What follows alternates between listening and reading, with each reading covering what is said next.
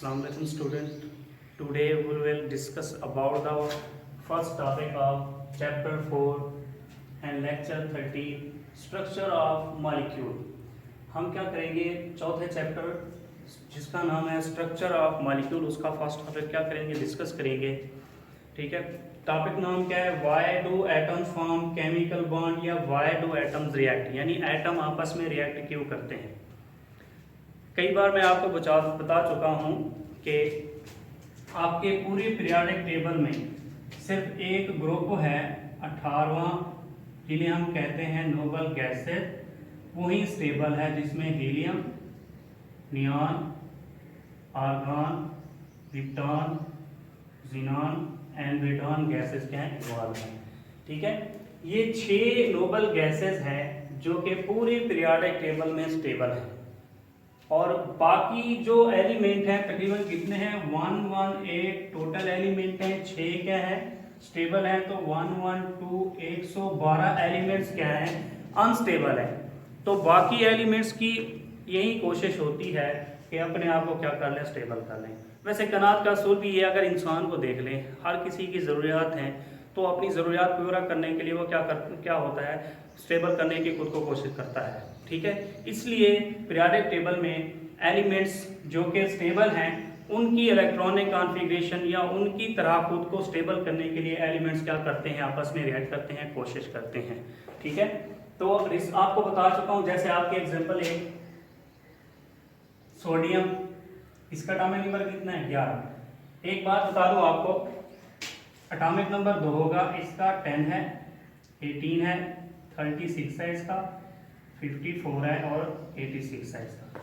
ठीक है, हमेशा साइन ऑफ स्टेबिलिटी के वैलेंस शेल में 2 इलेक्ट्रॉन हूं या 8 इलेक्ट्रॉन, या नोबल गैसेस, या एमसीक्यू आ सकता है कि नोबल गैसेस के वैलेंस शेल में कितने इलेक्ट्रॉन होते हैं, या 2 होते हैं या 8 होते हैं। 2 हीलियम में होते हैं, बाकी जो है ना 5 उनमें क्या होंगे, उनके वैलेंस शेल में लास्ट आउटर मोस्ट शेल में और सबसे विरोनी शेल में क्या होंगे, 8 इलेक्ट्रॉन होंगे। ठीक है, अब बाकी एलिमेंट क्या कोशिश करते हैं, एक तो इनकी तरह की इलेक्ट्रॉनिक कॉन्फ़िगरेशन गेन करने की कोशिश करते हैं। अब देखें सोडियम 11 एटॉमिक नंबर है इसका, पहले शेल में 2 है, दूसरे में 8 है और लास्ट में क्या है। अब इसके लिए 2 पॉसिबिलिटी हैं। अब ये कैसे करते हैं अपने आप को स्टेबल रिएक्ट करके, इनकी असल वजह क्या होती है, कैसे रिएक्ट करते हैं। ये या तो इलेक्ट्रॉन लूज करते हैं अपने आप को स्टेबल करने के लिए, इलेक्ट्रॉनिक कॉन्फ़िगरेशन गेन करने के लिए, या क्या करते हैं इलेक्ट्रॉन गेन करते हैं, जैसा कि क्लोरीन है 17 एटॉमिक नंबर है। ठीक है, या करते हैं इलेक्ट्रॉन शेयर, जैसा कि हाइड्रोजन है, उसके वैलेंस शेल में क्या एक इलेक्ट्रॉन है या एक एटॉमिक नंबर है। अब एक बात देख लें, ये जो सोडियम है मेटल है, ये क्लोरीन है, ये क्या नॉन मेटल है, और ये भी क्या है नॉन मेटल। हमेशा याद रखना जब भी बात हो इलेक्ट्रॉन लूज करने की, जब बात हो आयोनाइजेशन एनर्जी की, मैंने रिसेंटली आपको पढ़ाया पिछला चैप्टर कि आयोनाइजेशन एनर्जी कौन शो करते हैं। हमेशा याद रखना जब भी इलेक्ट्रॉन रिमूव कर रहा होता है किसी भी एटम में से, तो उसमें ज़्यादातर मोस्टली जो है मेटल्स इन्वॉल्व होती हैं, और कौन सी, group first element and group second element. और जो इलेक्ट्रॉन गेन करती हैं, इलेक्ट्रॉन गेन करके अपने आप को स्टेबल करती हैं, वो हमेशा नॉन मेटल्स होती हैं, और जो इलेक्ट्रॉन शेयर करती हैं वो भी क्या होती हैं, नॉन मेटल्स होती हैं, या 2 एटम जो होते हैं वो दोनों क्या होती हैं, नॉन मेटल। अब ये क्या होता है, सोडियम का 11 एटॉमिक नंबर, इसके लिए 2 पॉसिबिलिटी हैं, या 7 इलेक्ट्रॉन गेन करके 18 कर ले, या 1 इलेक्ट्रॉन गेन कर ले, सॉरी 1 इलेक्ट्रॉन लूज करके क्या कर ले, अपना ऑक्टेट कंप्लीट कर ले और नियॉन की नोबल गैस इलेक्ट्रॉनिक कॉन्फ़िगरेशन हासिल कर ले। इसके लिए आसानी क्या होती है, 1 इलेक्ट्रॉन लूज कर देता है भी क्या मेटल है, इलेक्ट्रोपॉजिटिव है। इलेक्ट्रोपॉजिटिव करैक्टर का मतलब ये होता है किसी भी एलिमेंट का इलेक्ट्रॉन लूज करने की सलाहियत, उसको हम क्या कहते हैं, इलेक्ट्रोपॉजिटिव करैक्टर कहते हैं, मेटालिक करैक्टर भी कह सकते हैं, इलेक्ट्रोपॉजिटिविटी भी कह सकते हैं। ठीक है, तो ये क्या करता है, इलेक्ट्रॉन लूज कर देता है और क्या बना देता है, सोडियम आयन बना देता है, और 1 इलेक्ट्रॉन क्या होगा, रिमूव होगा। अब जो है ना 1 इलेक्ट्रॉन रिमूव होने से पहले कितने थे, 11 इलेक्ट्रॉन थे, अब कितने हो गए, 10 हो गए। किसकी, नियॉन की इलेक्ट्रॉनिक कॉन्फ़िगरेशन क्या कर लेता है, गेन कर लेता है। ये क्या होता है, स्टेबल हो जाता है।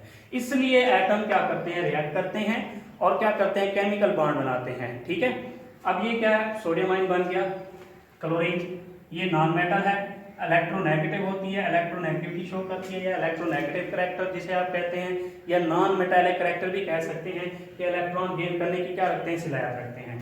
तो पहले 17 इलेक्ट्रॉन है, एक इलेक्ट्रॉन गेन करने के बाद कितने हो गए, 18 इलेक्ट्रॉन। किसकी नोबल गैस, किस नोबल गैस की इलेक्ट्रॉनिक कॉन्फ़िगरेशन गेन करेगा, आर्गॉन की। ठीक है, तो एक इलेक्ट्रॉन क्या होगा, ये गेन करेगा। ठीक है, तो जब ये आयंस बन जाते हैं, जब इन आयंस को आपस में करीब लाया जाता है तो क्या बना देते हैं, NaCl बना देते हैं।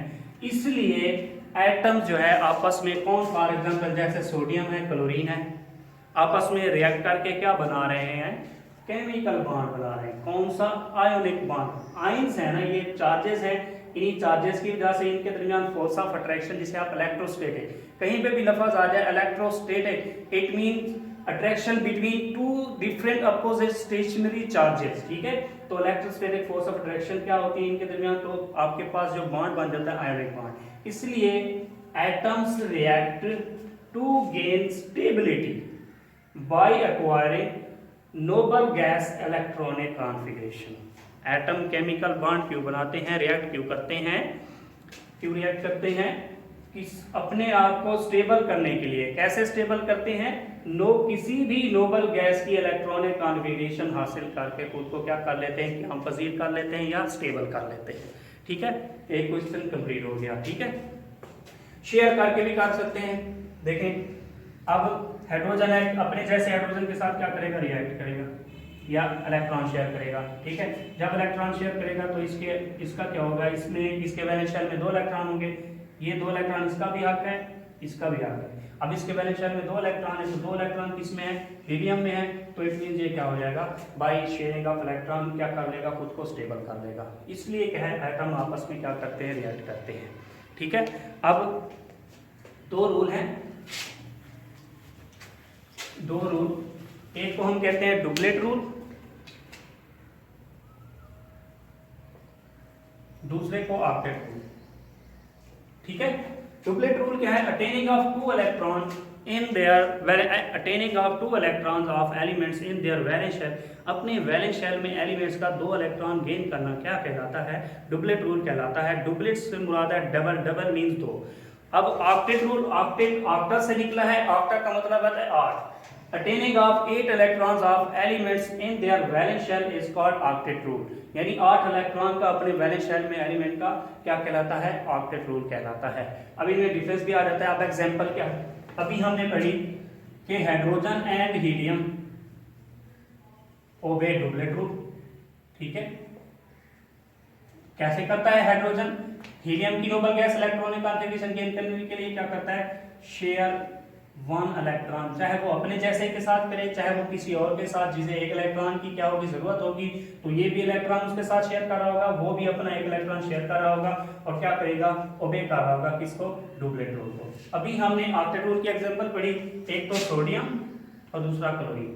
सोडियम कैसे ऑक्टेट रूल को ओबे करता है, ठीक है, sodium by losing 1 electron from its valence shell, ठीक है, to complete its octet and gain electronic configuration of argon, sorry electronic configuration of neon. जबकि क्लोरीन क्या करता है, by gaining 1 electron it obey octet rule by acquiring argon noble gas electronic configuration. ठीक है, sodium obey करता है octet rule को, neon के इलेक्ट्रॉनिक कॉन्फ़िगरेशन गेन कर लेता है।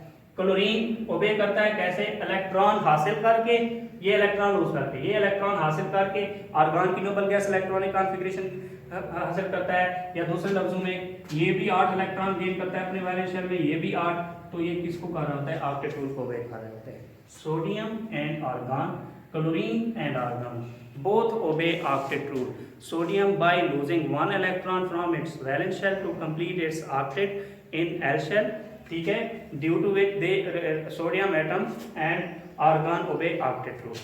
Same chlorine by gaining 1 electron it obey octet rule and gain noble gas electronic configuration किसकी, argon की, ये 8 इलेक्ट्रॉन कर लेता है। ठीक है, एग्जांपल होगी। अब एक क्वेश्चन है, why noble gases are non reactive, ये आपको बता चुका हूँ। इनके वैलेंस शेल कंप्लीट होते हैं, इनमें कोई खाली जगह नहीं होती, वैकेंट स्पेस नहीं होती, ना इलेक्ट्रॉन लूज करते हैं ना इलेक्ट्रॉन गेन करते हैं। जितने इलेक्ट्रॉन चाहिए ऑलरेडी हैं उनके पास, फिल है, तो ना ही इलेक्ट्रॉन शेयर करते हैं, इसलिए ये नॉन रिएक्टिव हैं, इसलिए इनर्ट हैं, ठीक है। इसलिए क्या है, जीरो ग्रुप एलिमेंट भी कहते हैं। जीरो ग्रुप मैंने आपको बताया था, इलेक्ट्रॉन गेन करेंगे तो कोई ऑक्सीडेशन स्टेट होगी, इलेक्ट्रॉन लूज करेंगे तो कोई ऑक्सीडेशन स्टेट होगी, ठीक है। इसलिए ये जीरो ग्रुप एलिमेंट भी कहलाते हैं। अब नेक्स्ट जो है क्वेश्चन आ जाता है, what is the importance of electronic configuration of noble gas, यानी नोबल गैस की जो इलेक्ट्रॉनिक कॉन्फ़िगरेशन है उसकी क्या अहमियत है। क्यों अहमियत है, क्योंकि बाकी जो एटम्स हैं वो अपने आप को, चाहे वो इलेक्ट्रॉन लूज करेंगे, चाहे वो इलेक्ट्रॉन गेन करेंगे, चाहे वो इलेक्ट्रॉन शेयर करेंगे, नोबल गैस की इलेक्ट्रॉनिक कॉन्फ़िगरेशन हासिल करने की कोशिश करते हैं। जब वो इलेक्ट्रॉनिक कॉन्फ़िगरेशन हासिल कर लेते हैं तो वो क्या हो जाते हैं, स्टेबल हो जाते हैं, ठीक है।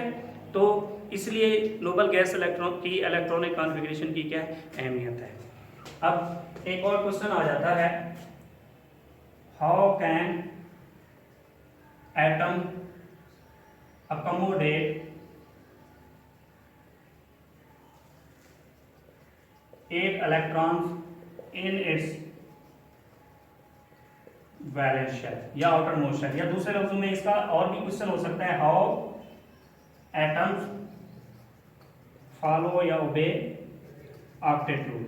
अभी मैंने बात की कि एक एटम अपने वैलेंस शेल में, आउटर मोस्ट शेल में 8 इलेक्ट्रॉन कैसे रख सकता है, या ऑक्टेट रूल को कैसे ओबे कर सकता है, बाय लूजिंग और giving electron from its valence shell. कब क्या करे, कब देगा, लूज करेगा या इलेक्ट्रॉन देगा, जब इसके वैलेंस शेल में क्या होंगे, 3 इलेक्ट्रॉन होंगे या 3 से कम होंगे, 3 इलेक्ट्रॉन होंगे या 3 से कम होंगे, ठीक है। तब ये क्या करेगा, इलेक्ट्रॉन लूज करेगा। जैसे सोडियम है, इसके वैलेंस शेल में 1 इलेक्ट्रॉन है, तो ये क्या करेगा, लूज करेगा और क्या करेगा, ऑक्टेट रूल को ओबे करेगा या अपने अंदर 8 इलेक्ट्रॉन रख देगा, ठीक है। अभी मैंने आपको बताया KLM 2 8 और 1। एम शेल में क्या है, 1 इलेक्ट्रॉन है, लूज कर देता है, 8 इलेक्ट्रॉन गेन कर लिए इसने अपने वैलेंस शेल में, या ऑक्टेट रूल को क्या कर लिया, ओबे कर लिया। अब जो दूसरा पॉइंट है, बाय गेनिंग इलेक्ट्रॉन या accepting electron, taking electron to its valence shell, यानी अपने वैलेंस शेल में इलेक्ट्रॉन हासिल करके।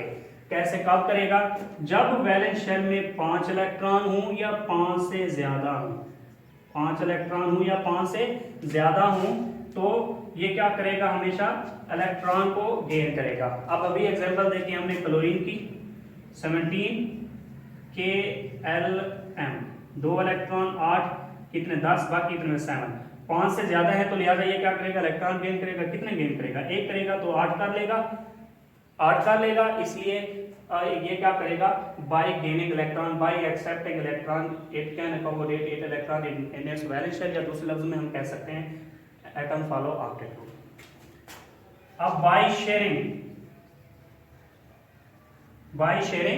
इलेक्ट्रॉन, ठीक है, तो शेयर करके भी क्या कर सकता है, अपने ऑक्टेट कंप्लीट कर सकता है। तो इस तरह जो है ना क्वेश्चन आ सकता है। अब एक और डेफिनेशन है ये पढ़ने के बाद, जिसे हम कहते हैं केमिकल बॉन्ड,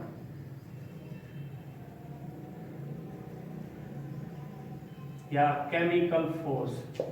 ऐसी फोर्स जो एक ही मॉलिक्यूल में मौजूद एटमों को आपस में जोड़े रखे, उसे हम क्या कहते हैं, केमिकल फोर्स या केमिकल बॉन्ड कहते हैं।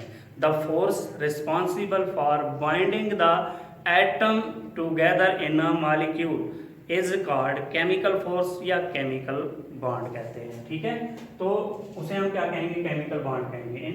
आज के लिए इतना काफ़ी, इंशाल्लाह नेक्स्ट लेक्चर में हम जो है ना उसको आयोनिक बॉन्ड को या टाइप्स ऑफ केमिकल बॉन्ड को क्या डिस्कस करेंगे। आज के लिए इतना काफ़ी, गुड लक, शुक्रिया।